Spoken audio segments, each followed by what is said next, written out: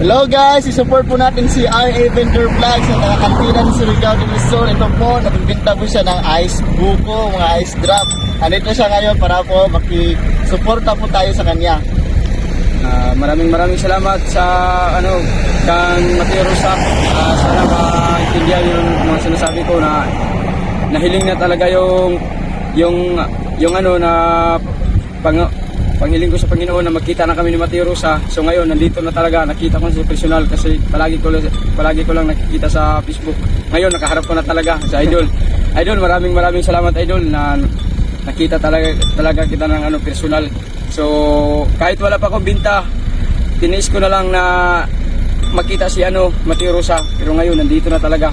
Thank you, sir. Thank you, God bless. I-support po natin si RA Vendor Vlogs na vlogger po siya sa papatinda po ng ice buko at mga ice drop. Thank you, God bless. Thank you and God bless. Share.